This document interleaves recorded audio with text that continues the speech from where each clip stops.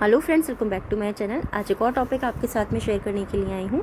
जो लोग first time मेरी वीडियो को देख रहे हैं, मैं आपको बता देना चाहती हूँ, छोटी छोटी स्टोरीज़, पैराग्राफ, ऐसे मैं आपके साथ शेयर करती रहती हूँ, जिनसे हम बहुत सारे न्यू वर्ड सीखते हैं, अपनी वोकैबुलरी को इम्प्रूव करते हैं। साथ ही जो भी ग्रामर दी जाती है, मैं कोशिश करती हूँ कि ईजी वे में आपको एक्सप्लेन कर सकूँ। सो येस, आज मैं आपके साथ में एक स्टोरी शेयर करने के लिए आई हूँ, एक मदर और उसके स्ट्रगल्स के ऊपर। और इसमें जितने भी हम सेंटेंस देखेंगे, आपको पास्ट टेंस में देखने को मिलेंगे। पास्ट के हमारे जितने भी सेंटेंसेस होते हैं, एक्टिव पैसिव वॉइस होते हैं, वो सभी आपको इसमें देखने को मिलेंगे। फ्रेजल वर्ब और मॉडल वर्ब सब इसमें यूज हुआ है। सो स्टार्ट करते हैं रीडिंग और देखते हैं क्या है स्टोरी के अंदर। Gina was a busy mother of 3। Gina means एक लेडी, वॉज मीन्स थी, और मीन्स एक बिजी यानी कि व्यस्त, मदर माँ थी, ऑफ 3 3 की। अब देखिए, इस सेंटेंस को यहाँ पे हमें समझने की जरूरत है, क्योंकि इंग्लिश में चीज़ हमेशा ही होती है। जीना 3 बच्चों की व्यस्त माँ थी, ठीक है।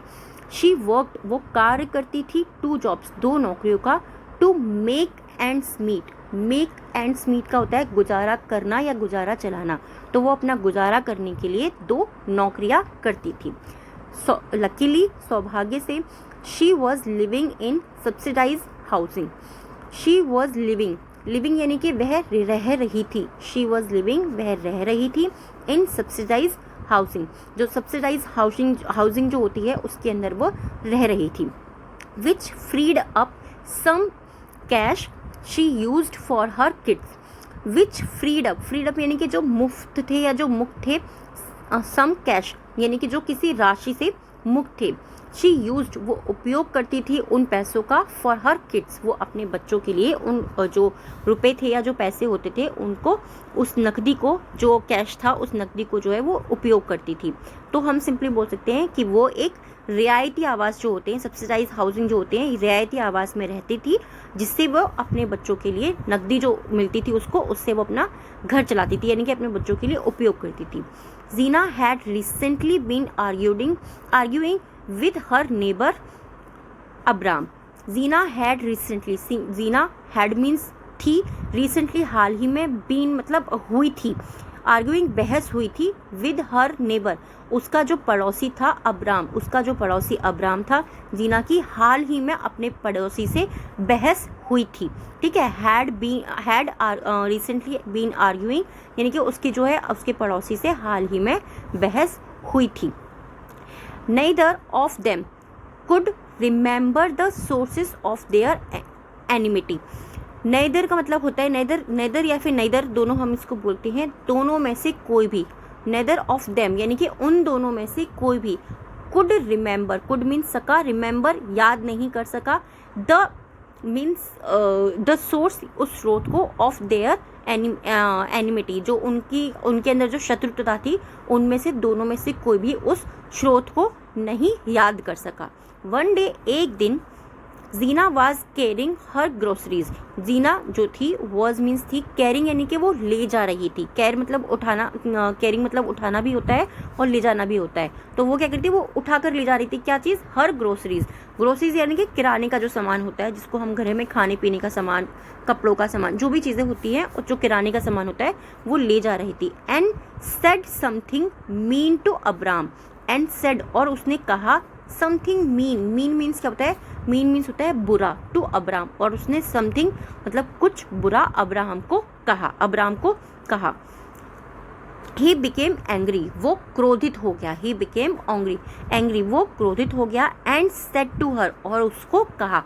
हर मीन्स किसको, यहाँ पर हर का मीनिंग जा रहा है सीधे सीधे जीना को। उसने जीना को कहा, I am going to kill you. अब देखिए, यहाँ पे क्या है ना, सेंटेंस में आपको हमेशा बोलती हूँ, इंग्लिश में कई बार हमें चीज़ों को समझना पड़ता है।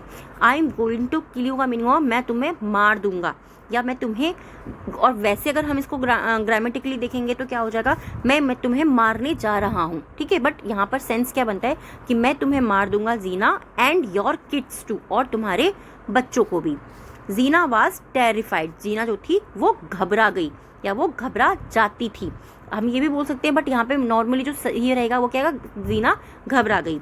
शी इमीडिएटली, उसने तुरंत ही, कॉल्ड पुकारा या बुलाया, सब्सिडाइज हाउसिंग, जो सब्सिडाइज हाउसिंग के जो लोग थे उनको उसने बुलाया। एंड टोल्ड, और बताया, देम, और उन्हें बताया, what had happened, what had happened कि क्या हुआ था, हैपन मतलब होता है होना, और व्हाट हैड हैपेंड कि क्या हुआ था उसने सब्सिडाइज जो हाउसिंग के जो लोग थे उनको बताया।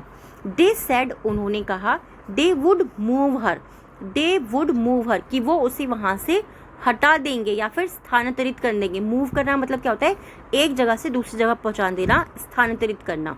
और वुड का यूज़ हमने यहाँ पे क्यों करा, क्योंकि उन्होंने पास्ट में कहा कि वो वहाँ से उसको हटा देंगे, बट लेकिन it would take some time कि वो वहाँ से उसको हटा देंगे, बट लेकिन इसमें कुछ समय लगेगा। टेक मीन्स लगना भी होता है, ठीक है।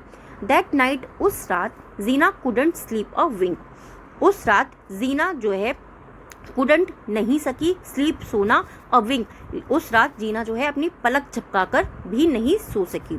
She kept checking on her kids, she kept checking, she kept वो करती रही, चेकिंग यानी कि वो जांचती रही, या वो यहाँ पर हम क्या बोलेंगे, अब जांचना, देखो बच्चों को जांचना तो होता नहीं है, अब यहाँ पर हम क्या बोलेंगे कि वो बच्चों को देखती रही। ये चीज़ मैं आपको हमेशा बोलती हूँ, इंग्लिश में ध्यान रखने की होती है कि वो अपने बच्चों को देखती रही। हु वर ऑल्सो स्कैर्ड, जो बच्चे जो भी डरे हुए थे वो उनको भी देखती रही। द नेक्स्ट डे, अगले दिन जीना डिसाइडेड, जीना ने निर्णय किया या फिर तय किया, टू मूव हर फैमिली, उसके जो परिवार था उसको स्थानांतरित कराने का, टू एन एक्सटेंड स्टे, जो एक विस्तारित जो स्टे होता है, जो होटल होता है उसके अंदर उसने जाने का तय किया। अनटिल, जब तक they could be moved to a, जब तक दे कुड वो सके, बी मूव्ड वो जब तक वो मूव्ड हो सके, और न्यू लोकेशन जब तक वो एक नई जगह पर या नए स्थान पर मूव हो सके, तब तक उसने किसी होटल में, देखिए इसका मीनिंग होता है जहाँ पर लोग रह रहे हो, ठीक है, वैसी स्थान पर ऐसे होटल में जाने का उसने तय किया। Her eldest son had to start working in order to help pay for the hotel. Her eldest son, जो उसका सबसे बड़ा बेटा था, हैड टू उसको करना पड़ा, क्या चीज़ करनी पड़ा, स्टार्ट वर्किंग उसको कार्य करना पड़ा, इन ऑर्डर टू इस क्रम में, किस क्रम में, टू हेल्प उसको मदद करने के क्रम में कार्य करना पड़ा। पे फॉर द होटल, पे फॉर द होटल यानी कि होटल के लिए भुगतान करने के क्रम में उसके बड़ा जो सबसे बड़ा जो बेटा था उसको कार्य करना पड़ा। हैड टू का मतलब होता है करना पड़ा, ठीक है। It took a few weeks, it took इसमें लगे या उसमें लगे थे, ऐसा भी हम बोल सकते हैं, अ फ्यू वीक्स उसमें कुछ हफ्ते लगे या कुछ सप्ताह लगे, बट लेकिन इवेंचुअली मतलब आखिरकार या फिर अंत में, Gina and her family were moved to a new apartment in a much nicer neighbourhood. लेकिन कुछ हफ्ते बाद, इसमें जो है कुछ हफ्ते लगे, बट आखिरकार अंत में जीना और उसकी जो परिवार था, जीना एंड हर फैमिली, जीना और उसका जो परिवार था, वर मूव्ड वो स्थानांतरित हो गए थे या फिर वो दूसरी जगह पर, टू अ न्यू अपार्टमेंट वो एक नए अपार्टमेंट में शिफ्ट हो गए थे, हम ये भी बोल सकते हैं, या फिर वो वहाँ पर उन्होंने अपना स्थान बदल लिया था। इन अ मच नाइसर नेबरहुड, अधिक, नाइसर मीन्स प्यारे या फिर अच्छे, नेबरहुड में यानी कि पड़ोस में, तो जो है एक वो नए अच्छे प्यारे अपार्टमेंट के अंदर जो अच्छा नेबरहुड वाला अपार्टमेंट था वो उसमें वहाँ पर वो मूव हो गए या फिर वो वहाँ पर चले गए, हम ये भी बोल सकते हैं, ठीक है। मूव करना मतलब चले जाना भी होता है। Gina was so relieved to be safe and secure, Gina was so relieved, Gina को जो है अब बहुत राहत पहुंची या वो उसको बहुत राहत महसूस हुई थी। To be safe and secure, safe and secure मतलब सुरक्षित होने पर जीना को बहुत राहत पहुंची या उसको बहुत ज़्यादा राहत हुई, दोनों हम इसको बोल सकते हैं। सेफ एंड सिक्योर का दोनों का मतलब होता है सुरक्षित होना, सेफ का मतलब भी सुरक्षित होना आता है, एंड जब जहाँ पर आपको लिखा मिलता है सेफ एंड सिक्योर मतलब उसका मीनिंग भी सुरक्षित होता है। She could finally sleep soundly at night, she could वह सकी, फाइनली मतलब आखिरकार वह सो सकी, स्लीप मतलब सो सकी।